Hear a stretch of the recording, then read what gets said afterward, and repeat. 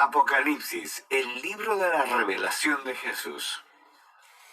El autor de este libro, que por cierto no se llama Apocalipsis, se nombra al principio.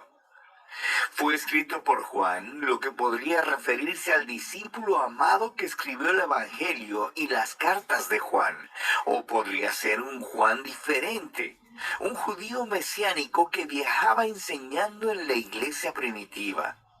Sea el Juan que fuera, deja claro en el párrafo introductorio qué clase de libro ha escrito. Primero que nada lo llama una revelación o apocalipsis.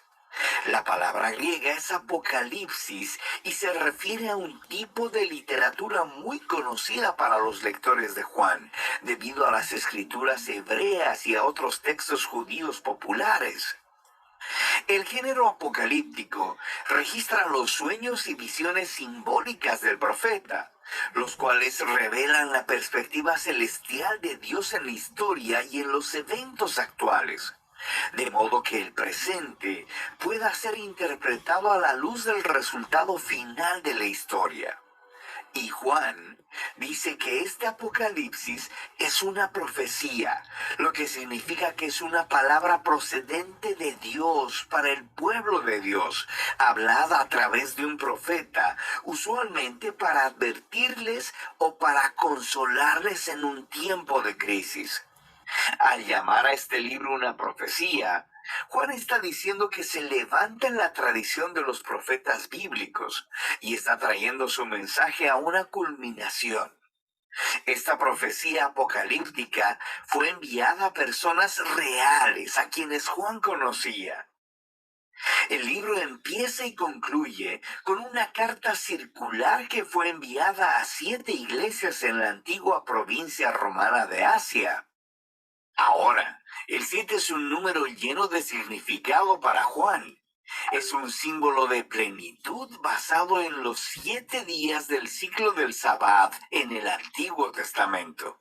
Y Juan ha entretejido el número 7 en cada parte de este libro. Ahora, con esta introducción, Juan nos ha dado una guía clara acerca de cómo quiere que entendamos este libro. La apocalíptica judía se comunica a través de imágenes simbólicas y números. No es un código secreto que predice la fecha del fin del mundo. Más bien, Juan está usando constantemente estos símbolos extraídos del Antiguo Testamento y espera que sus lectores vayan y descubran lo que significan estos símbolos al buscar los textos a los que están aludiendo. Además, el hecho de que es una carta significa que Juan en realidad está abordando la situación de estas iglesias del primer siglo. Así que aunque este libro tiene mucho que decir a los cristianos de generaciones posteriores, el mensaje de este libro debe primero ser anclado en el contexto histórico del tiempo, lugar y audiencia de Juan, lo cual nos lleva a la primera sección del libro. El mensaje de Jesús a las 7 iglesias. Juan estaba exiliado en la isla de Patmos y vio una visión de Jesús resucitado y exaltado como el Rey del mundo y quien estaba de pie entre 7 candeleros. Y se le dice a Juan que este es un símbolo de las 7 iglesias en Asia Menor, el cual ha sido adaptado del libro del profeta Zacarías. Jesús empieza a abordar los problemas específicos que cada iglesia enfrenta. Algunas eran apáticas por su prosperidad y su influencia. Otras estaban moralmente corrompidas. Sus miembros todavía estaban comiendo comidas provenientes de rituales paganos y teniendo sexo casual en los templos paganos. Pero en otras de las iglesias, sus miembros permanecieron fieles a Jesús y estaban sufriendo acoso y hasta persecución violenta. Y Jesús advierte que las cosas se van a poner peores.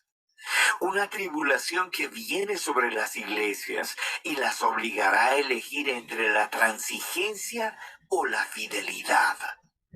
Para el tiempo de Juan, el asesinato de cristianos por parte del emperador romano Nerón ya había pasado y probablemente estaba en marcha la persecución por parte del emperador Domiciano.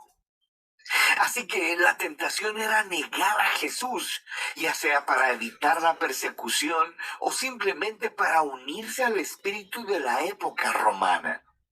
Jesús les llama a la fidelidad para que ellos puedan vencer o literalmente conquistar. Y Jesús promete una recompensa para todos los que se mantengan fieles en esas iglesias. Cada recompensa se extrae directamente de la visión final del libro sobre el matrimonio del cielo y la tierra.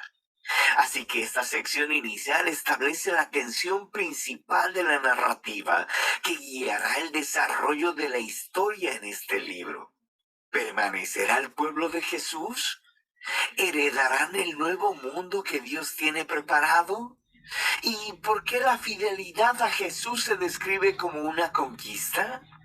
El resto del libro es la respuesta de Juan a estas preguntas. Después de esto, Juan tiene una visión del trono celestial de Dios y la describe con imágenes extraídas de muchos profetas del Antiguo Testamento. Alrededor de Dios hay criaturas y ancianos que representan a toda la creación y a las naciones humanas. Y estos le están rindiendo honor y lealtad al único Dios, creador verdadero, quien es santo, santo, santo. En la mano de Dios está un rollo cerrado con 7 sellos de cera. Simboliza el mensaje de los profetas del Antiguo Testamento y el rollo sellado de las visiones de Daniel. Estos tratan sobre cómo el reino de Dios se manifestará completamente, tanto en la tierra como en el cielo. Pero sucede que nadie es capaz de abrir el rollo hasta que Juan escucha de alguien que sí puede. El león de la tribu de Judá y la raíz de David. Él puede abrirlo. Estas son descripciones clásicas del rey mesiánico en el Antiguo Testamento, quien traería el reino de Dios a través de conquistas militares. Ahora, eso es lo que Juan escucha, pero luego, cuando se voltea a ver, lo que ve no es un rey león agresivo, sino un cordero sacrificado y ensangrentado, y quien está vivo, parado y listo para abrir el rollo. Ahora, el símbolo de Jesús como un cordero inmolado es de importancia crucial para entender el libro. Juan está diciendo que la promesa del Antiguo Testamento sobre el futuro y victorioso reino fue inaugurada a través del Mesías crucificado. Jesús venció a sus enemigos al morir por ellos como el verdadero Cordero Pascual, para que así ellos pudieran ser redimidos. Debido a la resurrección, la muerte de Jesús en la cruz no fue una derrota. Fue su entronización, fue la manera en que conquistó al mal.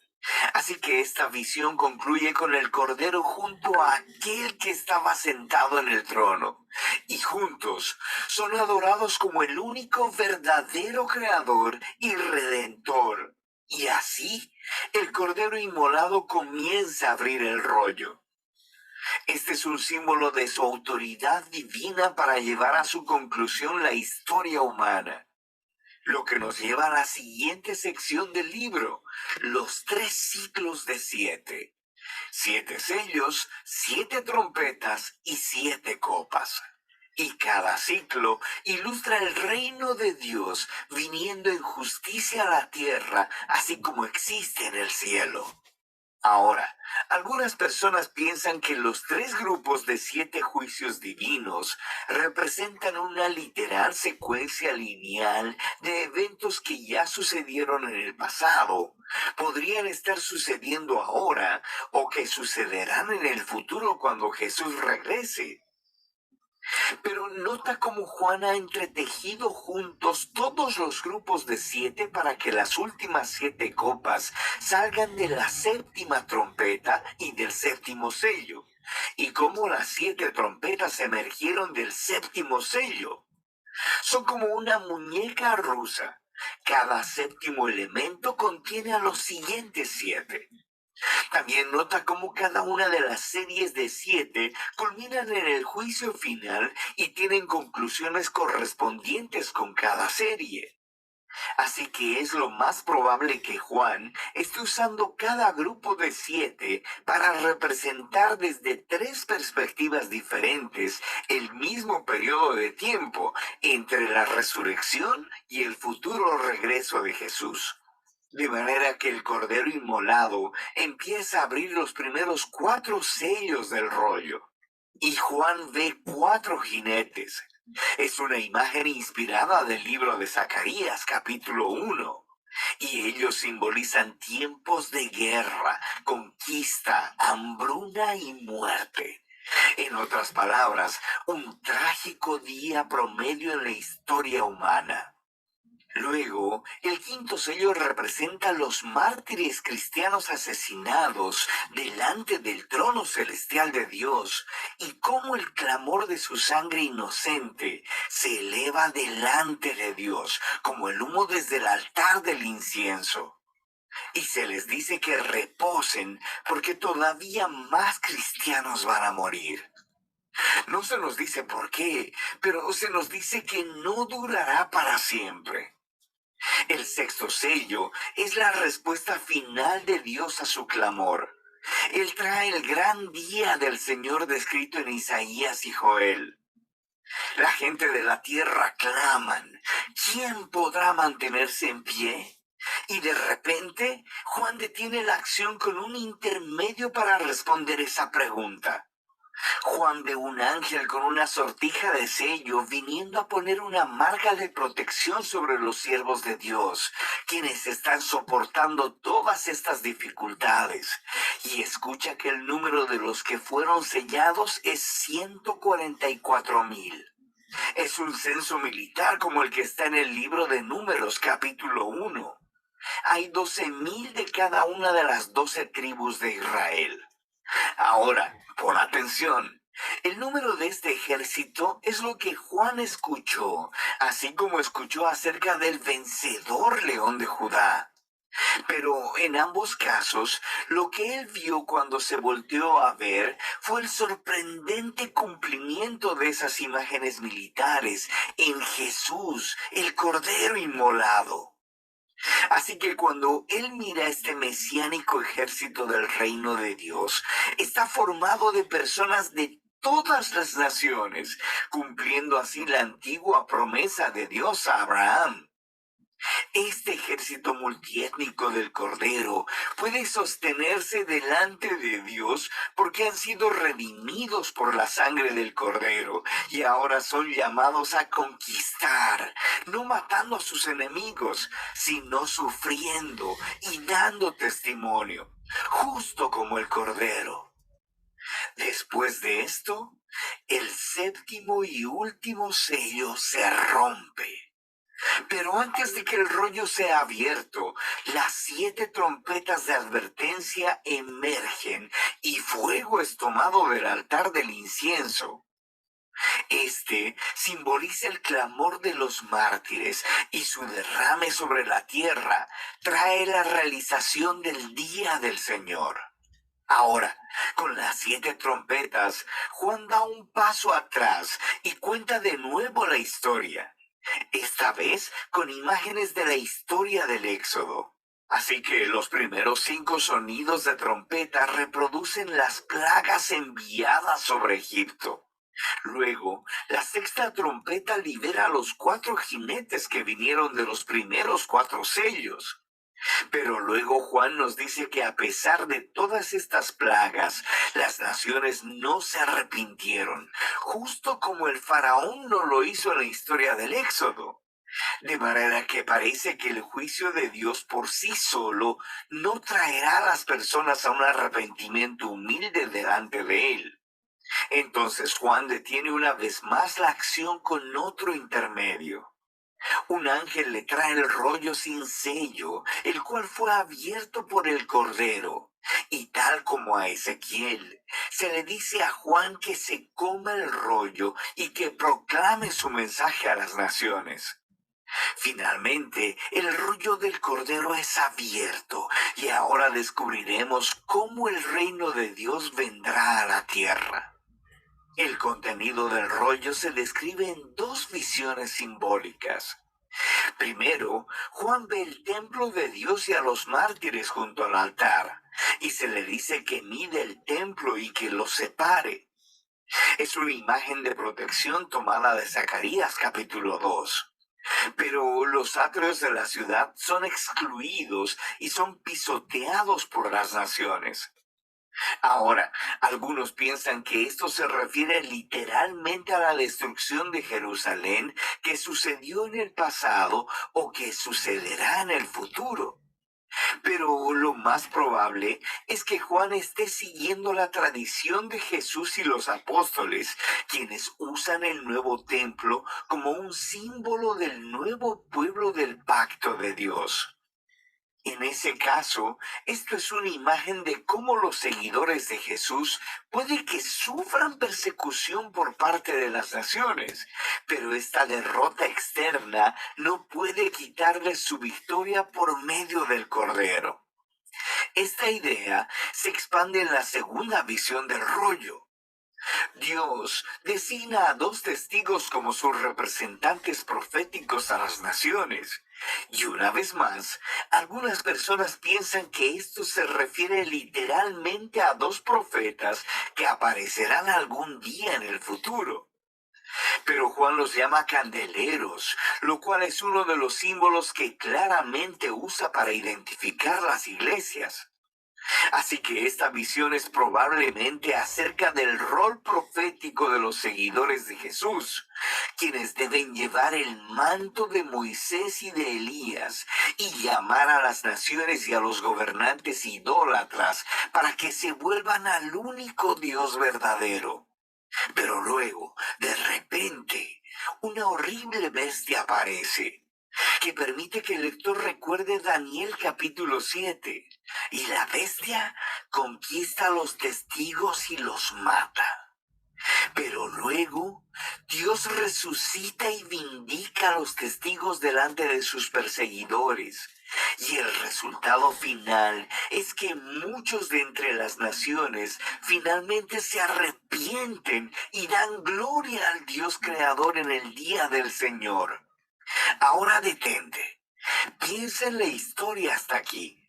Los juicios de advertencia de Dios a través de los sellos y las trompetas no generaron arrepentimiento entre las naciones, justo como las plagas del Éxodo solo endurecieron el corazón de Faraón. Pero el Cordero conquistó a sus enemigos al amarlos, muriendo por ellos. Y ahora el mensaje del rollo del Cordero revela la misión de su ejército, la Iglesia. El reino de Dios será revelado cuando las naciones vean a la Iglesia imitando el amoroso sacrificio del Cordero, no matando a sus enemigos, sino muriendo por ellos. Es la misericordia de Dios demostrada a través de los seguidores de Jesús que llevará a las naciones al arrepentimiento. Esta sorprendente declaración es el mensaje del rollo abierto que Juan ha colocado justo en el centro de todo el libro. Después de esto, la última trompeta suena y las naciones son sacudidas conforme el reino de Dios viene a la tierra como es en el cielo. Así que ahora sabemos cómo la iglesia dará testimonio a las naciones y heredará la nueva creación. Pero ¿quién es esa terrible bestia que hizo guerra al pueblo de Dios? ¿Y cómo terminará toda esta historia? Juan nos dirá esto en la segunda mitad del libro de Apocalipsis.